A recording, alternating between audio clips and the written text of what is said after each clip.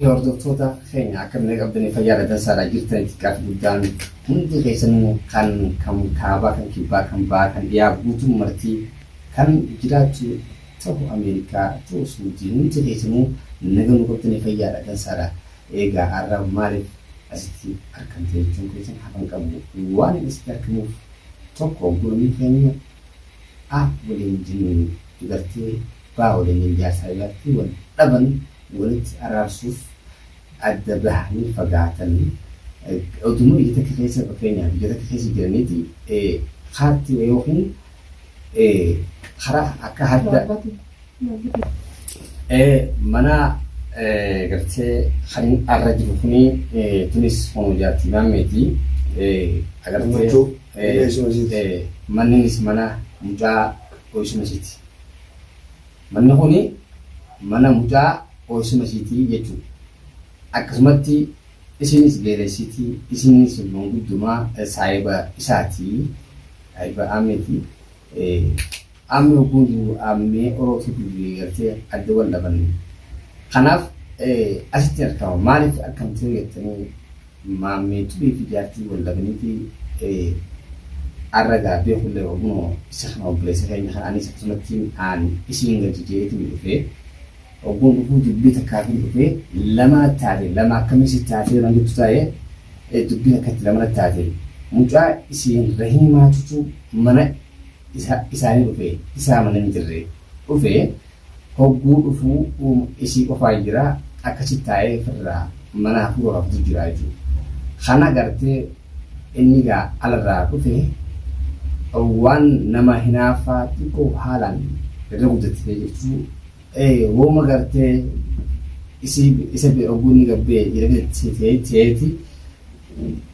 isii fi ilma eeysuma isiitis waliin kaasisa miti agartanii dubbisan adda waan ajaa'ibaati sabii kaasee akkasitti jechuudha kun kamaaziraa kana akkasitti tume akkasitti isiis tume isaas tume irraa hin qabu jennaan inni gartee gahee isii tumuu galee irraa hin qabu jennaan isaas walumanee galee akkasitti arraan tanagaa oguun dhufu dubbiin lamanattoo arkeetiin agartee arraa akkasumatti takka duroo galchineeti arra isuma galchineeti isaas gartee yoo wallaalcha gartee dullee gartee laan dura nan galchina tansaa fita malee nan galma maaliif hin galle si galchinu malee hundi barba isaatis ati lamoota isaa dhumte siyya boodarraa dhumtuuti jaarsaaf jaartin sarrabaa bilga wallootu taa wallollo aadira Sayasuma khayyaa fitaa malee tatiyyaa achumatti gad dhaabata isaa gurgurte boodan galaanee awwaata akkasirraan dhabuutu takka illee sinirraan dhabu. Yoo sii tana mana galchine malee dubbiin ta'isaatu dhumtu bara. Si galchine sanbooda dubbii isaa qabna. Tiyya galchinaan barta isaa lafa dhiiftan jechuudha. Ulee tiyya kuttanii lafa dhiiftan. Laan wanni hin dhaabbadhu fillee. Sagaleen tiyya dhaabbadhu beekaa nu obsisa kana dura hojii achi waan dhagaa jalaa nu godha. Amma tanii isin hin joon. Isi haadha ilmootii fi abbaa ilmoo waliin galcha. Tantiyyaa fi tasaa immoo akka dhiiraatti. Ani hin galuu siin jeefa. Murteen naafisa jirtu kan natti naafisa adda fudhata. Ani hin galuu siin jeefa. Amma nagee haadha ilmootii fi abbaa ilmoo deebisa. Simbaan. Mutiin kun footoodha. Amma bara isaas hin beekini malee ati rahimattuu beekee masaa dhufti bara. Asmami kok? Ada rimat isolasi senang ilman semarsitan. Ilman isman tak? Ilman isman tak. Akasumati ka ilman ada ini isin berhidabat. Ini kon dapat macam hidda ada. Awal lo lazani kubang kamu, sila awal lo lazani kubang apa ada? Dulu pakai ini jual bade tu, nage bayar ada mana? Ya bonari ya. Biaya berapa tu jadi mau biaya berapa tu sih? Biyyuma raayil buufatin irraa arginu jiran nama ni jira. Oromoon jettee jiran nama. Jarjarri kun bakka isaan ga'uun isa gaafa waraabessaa ni jira. Jarjarri haran nama dhaaba malee bakka takka illee nama hin ga'u. Jarjarri isaa kun arra jarjarri tutu gartee waa meeqa isa balleessee bar.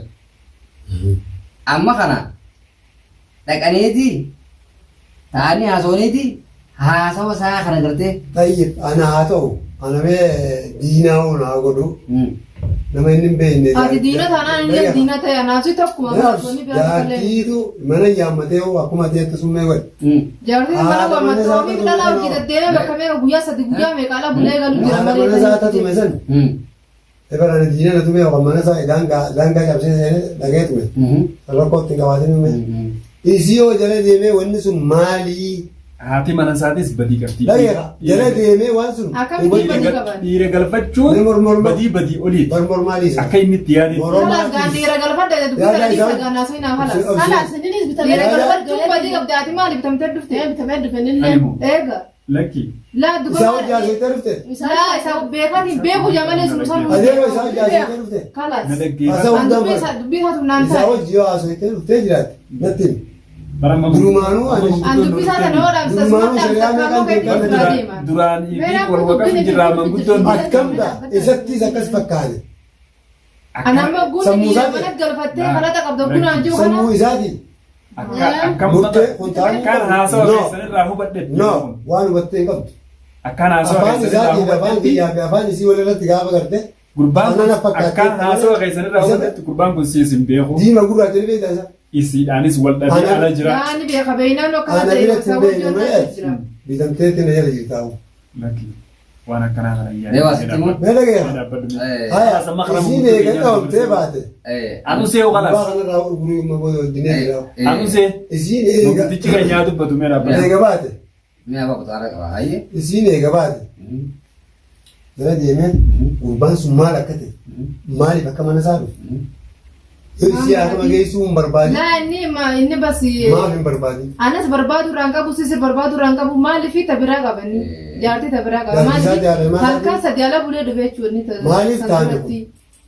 saniifuu jaartii biraa qaba wanni nama barbaaduuf takka illee ni Saniifillee barakasiin jaa. Jarti biran kabu. laa jaartii biraa ni qaba Ni gartee jarti biran kabu. jaartii biraa qabu duraan guyyaa meeqa lan bulu halkan sadi ala bulee tu dhufe halkan sadi guyyaa sadi ala bulee dhufe ala bulee dhufeeti anula irraa baruu dinnaani ala bulee guyyaa kaan anaaf nima isuma keessa ta'aa jiru osoo nutu jechuudha. Ifi waan akkasii jira. Amma bara anaa fi manguddichi kunis walii wajjin taaneetuma dubbii ta'ammaan tanaati miti. Sigal jira. Tarma duraanii wal dhaba keessan sanuu isinitti ilaalleeti adeemsa isaa karaa inni deemu laallee waan inni yaadu jirus laallee amma isa saniinis waliin beeknu moo kam wal barannee. Laa wal beektan ati moo. Ati qaceelloo wal beektan yoo La la sebeda. Useewwa. Osoo nuti wal eega walitti dhufnee akka nama isaa hojii haasaa jiruutti haasawni kan inni toofaa Amma maal sebeda?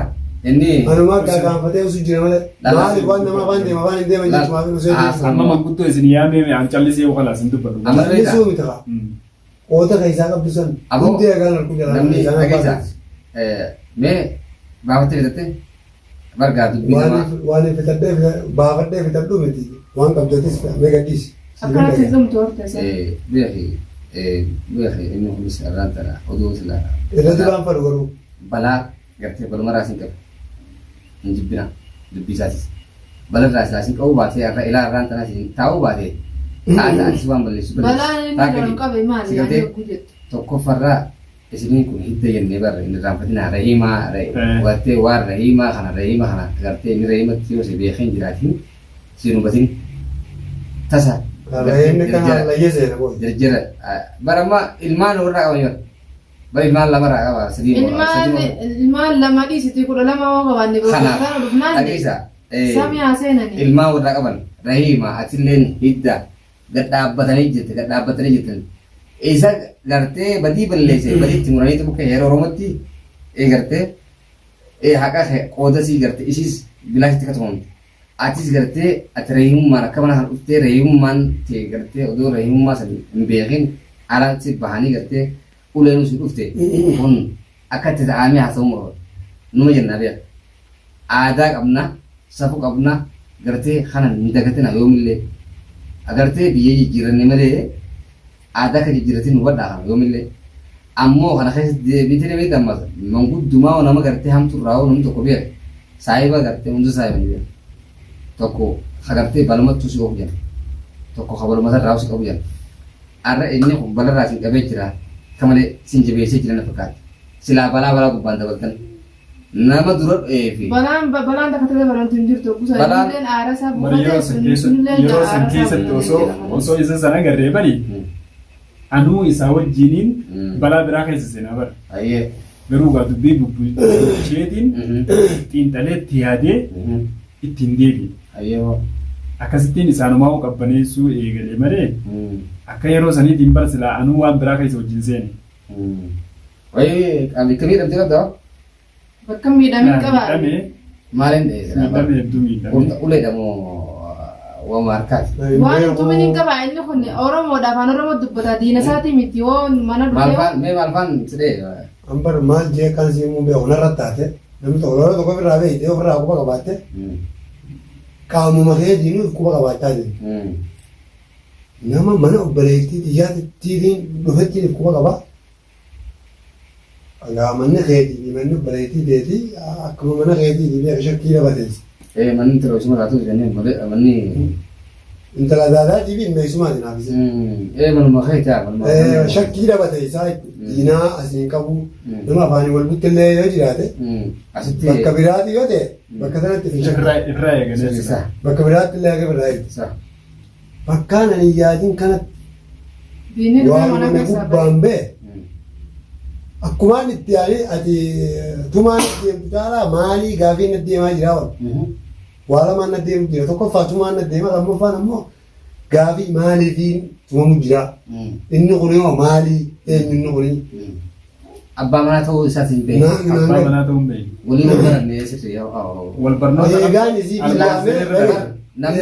biyyaamee gaafate bare.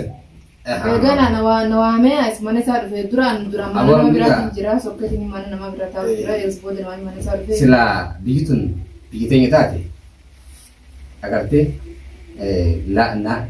gara shakkiin tun ni deemtu beekta. Waan biyyoota ambaa keessa taa'aa jiru godhattee isaas waan jiilchee takkaagaa ifumaafillee. Wanni isa jiijjiirta akka illee ni jirtu waan jiraatu malee wanni isa jiijjiirtu tamaa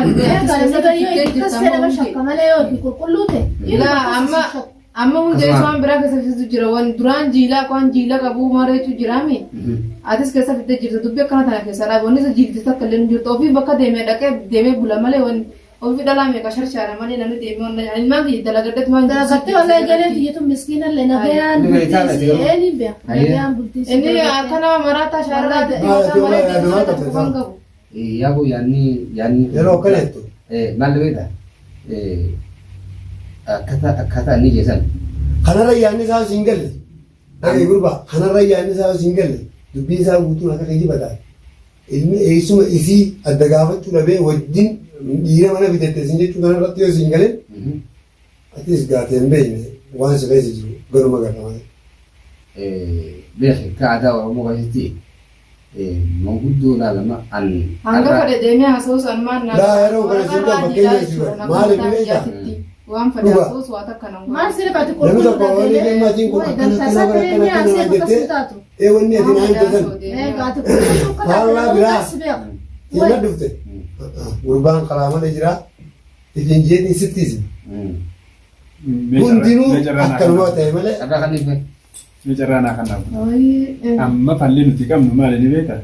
Muciyyoo tana fuudhee manaan geenyee yaada isaa hubachuudha. Yoo kan yaada biraa qabaatu taate inni nu loleeti baasaanarraa jee lolee fiigaami akkasitti irraa hubannee itti deemna dubbii.